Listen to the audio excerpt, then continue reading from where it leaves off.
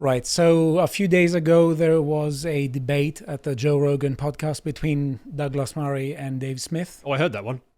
Yeah, I watched it as well. Yes, I think all of us have watched it here. Yeah, Yes. it was popular, that one, wasn't it? Because, well, for reasons I'm sure you explained. Well, I got about to 2 hours and 10 minutes before I gave up all hope. I think actually the last 50 minutes were really, really good. Oh, right. Well, So I think stopped at the wrong point. Yeah, you should watch all of it. Yes. Right. So I want to say that we can't talk about all of the debate. It was 3 hours. I'll talk about some of it and I'll try to help people structure their thinking about it. So I think we can split it into 6 sections or issues. One is the first 40 minutes, roughly, where they were talking about platforming issues.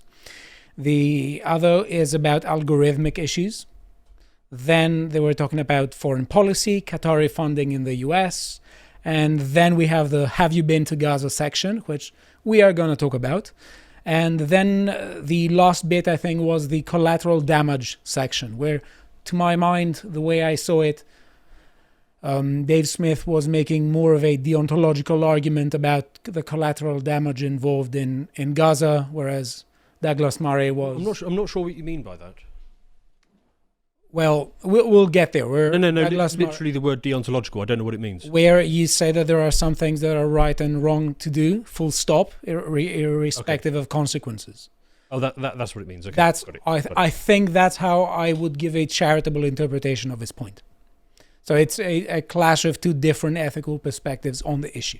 Right. So we can't talk about all of it, but I'd say that from what I heard about it, I expected it to be much worse. And I expected there to be much less disagreement, and I expected there to be much more of elitism than there actually was there. It's quite a lot, though. There was some, but I think that the degree of it is overstated. Maybe this is where we may disagree on about a bit. I found that I agreed with Dave Smith on the vast majority of the things he said. And I was quite surprised at Murray being... How do I say this? Utterly insufferable from start to finish is how I'd phrase it. That's not too bad. I was going to say that he was quite focused on a very specific topic. I mean, yes, I don't think he hid this. No. To be very fair.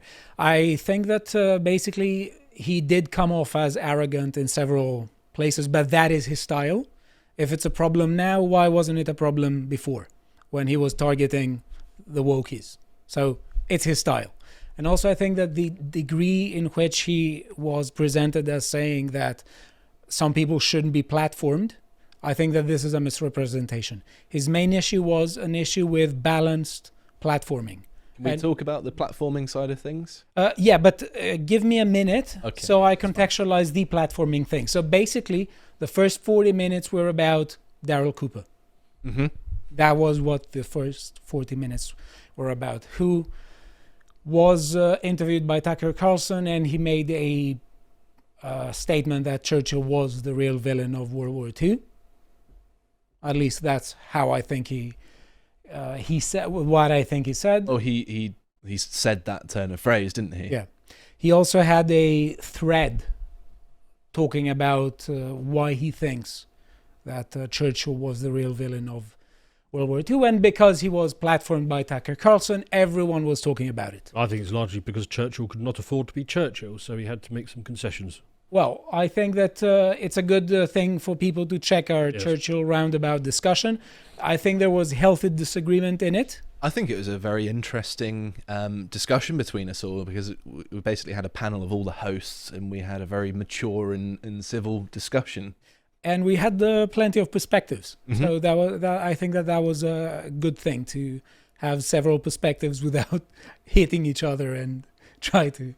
Right. So Carl did another video on whether Churchill was the villain of World War II, and he doesn't think that he was. I don't think he was either. I mean, there are lots of villains in World War II. I think what he's trying to do there by making that statement is, what I understand from it is that he's trying to say that perhaps Churchill's role in doing bad things is understated, but I wouldn't say he's the principal villain. Well, When you've got a certain painter and a certain mustached Georgian. perhaps that was the point, but I do think that Murray has a good point in saying that a lot of people start doing revisionist history because they claim to want to disagree with U.S. foreign policy or Israeli foreign policy, and my question is, why don't you disagree with the foreign policy of Israel and U.S. without doing historical revisionism? Why do you need that? So I personally find it very suspicious. Well, you can do two things at the same time. You can do multiple. Yeah, but why do you need if it? you're intellectually Why not go for the surgical Yeah, hit? but if you're intellectually curious about one thing, why wouldn't you be intellectually curious about all the other things at the same Well, time? they discuss this Intellectually same thing in the Yeah. podcast, don't they? And I think it's fair to revisit things. I don't think there's any settled history, is there? And I think that no one here is saying that you shouldn't be intellectually curious and think critically Murray was. about what you're... Maybe. No one here. Oh, okay, nobody in this room, but Murray, basically the setter's sort of boom of truths that we've been handed down suits him very much, and therefore he does not want anybody questioning these things. And he starts off by saying, "Look, I'm not criticising anybody for looking at these things," but he blatantly is criticising people for looking at these things. I don't think that this was his issue. He does criticize, and everyone criticizes everyone they disagree with. Yeah, but I mean, he was saying things like, to Joe Rogan, if you're only putting up people who are critical of this view, people are not hearing the other side. Oh, yes. I'm not hearing the other side. I mean, what about every Hollywood movie ever made, every bloody BBC and all the publicly funded documentary ever made? Like 99% of the books that have ever been written, and 100% of the ones you can actually buy in the bookstore. I think I have got the mainstream view of this. Yeah. So if I then occasionally hear a Joe Rogan podcast where they put the other side, I don't think that's going to warp my perspective. Yes, I haven't got the other bloody side. The issue is that maybe it won't change yours, but the issue that Murray was trying to say is that when you have the #1 podcast and you have a massive reach, well, maybe you need to show both sides, which I think Joe Rogan the rest of the audience, they get every single Hollywood movie ever made as well. I also, I thought it was the worst thing. Oh, sorry, go ahead. You go ahead, Stellis, please. I think actually that was one of the worst things Murray said, is that you should do this thing that I want you to do with your podcast. And it's like, hang on a minute. You can say, I've got these really interesting people who are going to love it. You can say that. They'll give you a new perspective on things. Maybe they'll help inform the debate. You don't start making demands. Just he's trying to scold Joe Rogan. Moralizing isn't coercing. I know. That's the issue, because you can definitely say that, well, people are allowed to do lots of things. Mm-hmm. You don't necessarily say that if I disagree with you, it means that I want the government to coerce you. But I think that we can definitely have a civil society that exercises moral pressure without that moral pressure disintegrating into state coercion. Mm-hmm. But I think that Joe Rogan should get on whoever he wants, and he just said... And he does. Yeah, he does. And I think that he explicitly said, didn't he, when that came up, that, well, I invite people in that I find interesting. Yeah. So maybe he understands the view that Murray's trying to push. But the reason Murray's pushing it isn't that he actually cares about a fair hearing. He's already made up his mind. Well, is hiding behind the concept of fair play because he's picked a side. He's nailed his reputation to Israel. And the reason that he's pushing Joe Rogan to do that is he feels like Joe Rogan's platform isn't unequivocal enough in its support of them. And he's trying to say, well, it's fair, but I don't think that his problem is that it's fair. There are lots of things that he's not fair about by not inviting other people. Definitely, but the point is that when you're saying that other people should be invited, you don't say that they should be invited because they are the Platonic idea of objectivity. Mm-hmm. Of course. Everyone has their biases. Everyone has their allegiances, if you would like, if you want to be very cynical.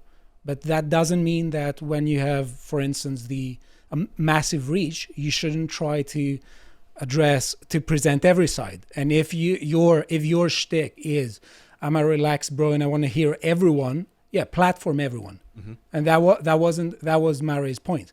He didn't say that people shouldn't be platformed. He said if you are to bring historians, you should also platform other people. That was the issue. He didn't say you shouldn't platform biased people. But also, where does the balance have to stand? Because I think there are some issues, like, I don't think people should cover themselves in excrement. I shouldn't have to then have a person on the podcast saying, actually, I believe that's a good thing. Exactly. Joe Rogan did a really good episode about bees, and he never got on somebody a week later to talk about wasps, and Douglas Murray is not complaining about that. Douglas Murray is only complaining about the other side of the things that he cares about, which is quite a narrow subset that he spends most of his time That's not equivalent to talk about bees and wasps. Well, you could pick any subject. If it's not something that Douglas Murray personally cares about, he does not give a toss if you hear the other side of it or not. It could be, but the point is that here he is raising an issue that maybe he has a point here, and I think he does on this. Not on the issue of not platforming people like the ones that Joe Rogan has. You think that Douglas Murray has the right to tell Joe Rogan what sort of guests he should? I think everyone has the right to exercise moral criticism on others, yes. If we have free speech, and Josh's point was about free speech. Well, yeah, but Murray's saying that and this applies to Joe Rogan. Yeah. And Joe Rogan says, "I want this person to speak on my platform." Then the same thing applies for criticism. Well, again, Murray spent most of that podcast trying to shut down free speech. Now, if you'd ask him directly, he would say, "I'm not trying to shut down free speech," and then he would go on to make 7 or 8 points, which clearly indicates he's trying to shut down free speech. I think that this is basically projecting a point that he didn't say. Because on multiple occasions, he said, and I do have videos here, where he constantly qualifies without saying that his issue is you are giving those people platform. His issue was that you are giving those people platform without also giving platform to other people. Number 2, if you are going to talk about a conflict, and you have lots of people who claim on the one hand to be experts. Implicitly, people treat them, your massive audience, treats them as experts. And when they're criticized, they go back and say that, no, I'm not an expert. And he gave the example that Daryl Cooper denied debating Andrew Roberts on church. Yeah, I think Murray has a point here. He says, own it. I'll let you move on in a second, but I just want to knock on the head the idea that we're not hearing the other side. The entirety of the mainstream media is bombarding us 24/7 with the other side. I don't think Joe Rogan has any obligation to give us a double down on the mainstream view. But if the mainstream, the question is about the audience and the reach of Joe Rogan. So if suddenly the mainstream media changed entirely their narrative, well, maybe then Rogan would start hosting the other side, because that would be interesting. Yeah, it would be interesting, but why not host both? Because the mainstream media already does that. It doesn't, and the point is that Joe Rogan has credibility.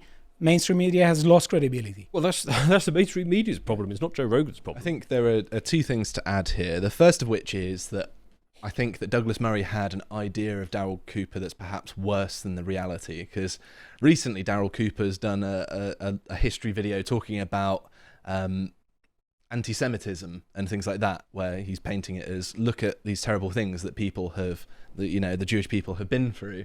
So I don't think he's necessarily trying to rehabilitate a certain historic figure because of that motivation, because unless he's very cynical and did it to cover his backside, in which case, you're entitled to have that opinion. I don't know the guy very well. The second of which is that Douglas Murray has also been doing the media rounds, talking to lots of different prominent publications, and he's a prominent journalist, one of the big names in political commentary.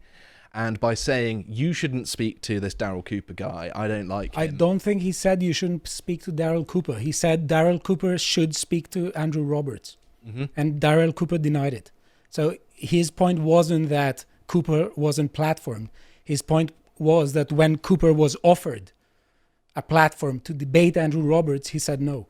As he should have done, because what Andrew Roberts will do is take him down some alleyway of more and more specific avenues, because he is a full-time historian who focuses almost exclusively on this period, and he'd be able to catch him out on that. So that says that you shouldn't debate people who are who No, because know he more will about be, he will you in be a topic. disingenuous in the way that he does it. So I mean, I sometimes have debates with people who aren't experts in economics, and I keep the debate at the level that is appropriate for them because I'm doing it honestly. If Andrew Roberts does it, I know he will out specific him on something and use that as a debating tactic and say, oh, you don't even know about that bloody tank movement. Yeah, on, well, on why the left shouldn't hand the side of that audience field listen over there? Why shouldn't the audience listen to it? And there could be other historians with other stuff. They should. Because be I don't think it's a productive way for Daryl Cooper to spend his time. So I mean, I don't want to get hung up on it. But I just say I agree with him. Productive. Anyway, so let's play clip 2, which is a short one. I'm to say saying I don't it's really do weird. debates. Yeah, I think it's weird to mainstream very fringe views constantly and not give another side. I think that's weird. Pause. Well- So he doesn't say it's weird to have people from one side. He says it's weird to not have people from the other side. But we do. He's talking about Joe Rogan not having a balanced Yeah, but how many diet of how many guests. people only watch Joe Rogan and absolutely nothing else? I think many, because if you take the idea that mainstream media are completely delegitimized in the minds of people and people hate watch it to just sort of get an idea of headlines of what happened during the week, and they go to podcasts, then podcasts have increased responsibility. I think Well, they should get the public. Well, we should get the public funding then, shouldn't we? Instead of the BBC getting $4 billion a year, some of it should come to Lotus Eaters. right. So let's go to clip number 5, please, because I'm conscious of time. Right, here is a place, before we play it, here is, I think, a place where Murray didn't fare well on the have you been to Gaza question. This Oh, this seemed rather Yeah. out of all of the things yeah, that seemed elitist, this seemed like one of the ones. Like, have you been? I've been there for 8 months. Yes, You've got to. I make a habit of only talking about countries that I've actually been to. It's like, well, Yeah. that's not really. well, fair. I'm sure he has spoken about North Korea. I'm sure. He Yeah. has. Also, I don't want to go to the Congo, but I would like to talk about it being dangerous because it's an important step to making it not dangerous. Yeah, so I want to say still that his point was in response of something else Dave Smith was saying about specific things that you would think that maybe someone should have been there in order to talk about it, but still I think overall here that's not a strong point. Let's play this. Rockets. It was a very bad idea. No, there was not starvation in Gaza after 2005. No, there was no deficit of goods coming in. I've been plenty of There was times. no deficit? No, there are No plenty goods were of- kept out. There are plenty. How many? Have you been to the crossing points? No, When were you last there at all? I've never been. You've never been. Well, am I not allowed to talk about it now? I've never been to. Have you ever been to Nazi Germany? Are you allowed to have feelings about them? You can't time travel, but you Well, can. right. But you can travel. Okay, but so what? So what's the point? Like, No, okay. I find that Lots very... of people have been there and agree with me, and lots of people have been there and agree with you. Yeah, but so I if don't you're know going what to the. spend a year and a half talking about a place, you should at least do the courtesy of visiting it. All right. I just think this is a non-argument. You don't but think? Okay. No, I think it's a non-argument. But if you're an expert, But you have to go and touch the ground. to No, be I able to think talk you have about to. See, I think it's a good idea to see stuff, particularly if you okay. spend a career talking about something. Yes, I have a journalistic rule of trying never to talk about a country even in passing unless I've at least been there. Okay. It's But that's sort of not, normal. It's a normal. Okay, no, I think that basically that's this argument discredits all sort of historical element of sort of reliance upon history. The funny thing is, I sort of get what Douglas Murray's trying to say here. He's trying to say that there are some things that you can only really find out if you go to a place, which isn't actually a bad argument. And I think it's not. if he said it in that way, it would have been more convincing. But he was saying it so forcefully. Yeah, but the way that Douglas Murray ended up saying it is if Trump decides to nuclear bomb Tasmania tomorrow, then Douglas Murray can't say anything about it because he hasn't been to Tasmania, which is obviously absurd. I think Dave Smith had really good responses here afterwards, because on the one hand, I sort of get what Murray says. If you can do something, go and do it. It adds to your research. But the problem with this is that, as Dave Smith said, is that when you go to especially war-torn regions and regions where, in other cases, where they're very corrupt, and you are there, the guest of governments. What are the chances that they are going to show you things that aren't representative of the place? And let me just give an example. But also a quick point. Hacker on Russia. It's a bit easier for Murray because he's not burdened down by things like family and children. I mean, the rest of us are supposed to take the kids on a 3 weeks to the east of Ukraine if we want to talk about it. Well, I think that we can talk about all these regions by relying on information, and even if you go there, the information you could be given could be entirely wrong. I think, Smith made the point about Iraq, and some people who allegedly went there spoke about weapons of mass destruction. Yeah, well, they claimed that there were weapons of mass destruction there, and they were cited as experts, and actually there weren't. Yeah, and of course there was one person, Dr. David Kelly, who said he was an expert who went there and said there weren't, and he mysteriously died. Right. So let's go to the next one. And before we play it, I'm going to say that this is from the last bit of the struggle struggle session. Yeah, of the debate. No, you're right.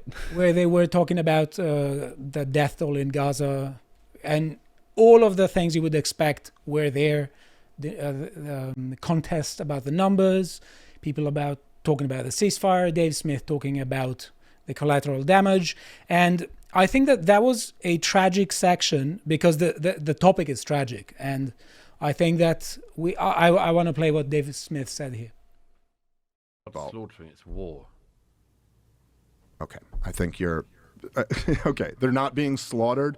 They're being killed. Okay, whatever They're word you want to use. They're being killed in a brutal war started by Hamas. Yes. Yes, it's babies and little kids screaming out for help under rubble, and no help is coming. They sit there under the rubble until they die. That is the level of human suffering that's being inflicted. And if you want to say, well, listen, that's a price that I'm willing to pay to try to degrade Hamas, even though you yourself recognize that we can't totally eliminate them, but we could maybe degrade them or maybe take them down a peg. No. And the price for that is these babies being tortured to death, essentially, whatever you want to call it.